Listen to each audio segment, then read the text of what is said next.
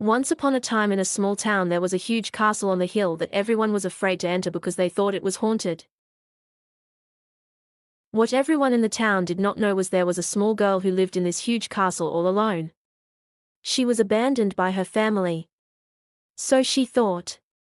Her friends became the animals in the castle and garden. She grows her own vegetables and fixes her own meals. She was told not to leave the castle by her parents because there is imminent danger outside the castle walls. She learned how to keep the house clean, light the fireplace, even gather wood to heat the house. The castle was dark and cold. Whenever people would come over to poke around in the castle, Tilly would hide in her favorite place in the kitchen pantry. It's such a beautiful day outside. Luna, hope no Snoopy news are lurking around. Luna, Tuli, what shall we do today? It's a perfect day for a walk in the garden. Come on, let's go outside. We can pick up supper, delicious earthworms for you, a healthy salad for me. In another dark, dreary castle far away lived an evil prince who was bitter and self-serving. He ruled over a desolate land where he made the people of the village his slaves, waiting on him hand and foot. They only had the scraps from his table to eat. They were very poor while he was very rich. He had been banished from the town Tilly was born in after conspiring to commit mutiny against the king, Tilly's father. I will take the castle, child, or no. It is my birthright.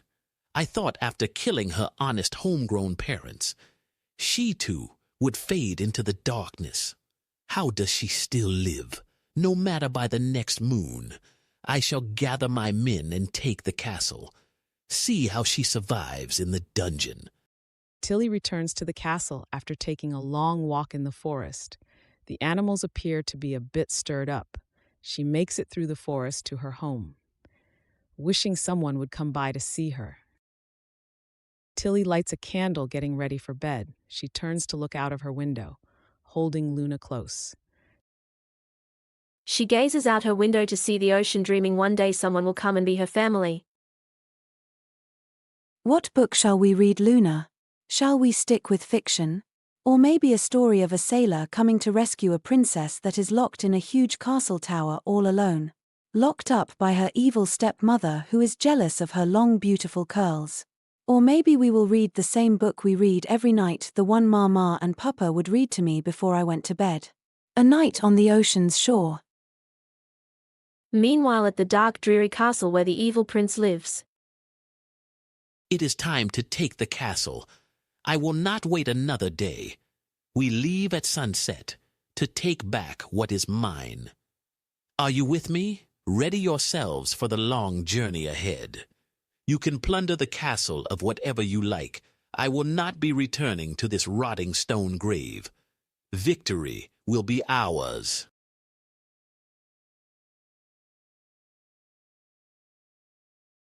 It's time to settle in for the night, girl. I would say we had a pretty adventurous day, wouldn't you? Where shall we sleep tonight? Oh my, is that my imagination running away with me, or do I hear knocking on the door? At this time of night? Should we answer it? Come, Tuli, let's see who it is. It is I, Prince Dominic. Open this door and release your hold on my claim. You verminous runt, you. Open this door now. I command you. Who could be knocking on my door this time of night? It's been forever since someone has come to call. I hope they are friendly, not just children running to hide. Tuli, how do I look? I don't have much, but what I do have you are welcome to it, sir. You look tired and worn from your journey. I'll get you all food and drink. Come in from the draft, sit by the fire and warm yourselves. You are welcome to stay as long as you like. Begging your pardon, miss. You are not what I expected at all. You look just like your mother. Thank you for your generosity. I have traveled many a distance to see this fine castle. I am weary from the journey. How thoughtful of you to ask. No one has ever been so kind to me as you. I am at your service, miss. Dominic came into the castle, motioning for his men to leave. He sat by the fire and reflected on his reason for coming to the castle. As he contemplated his quest, Tilly brought him a cup of tea and a blanket. She sat down next him with Tully and began to read a bedtime story. They both fell fast asleep.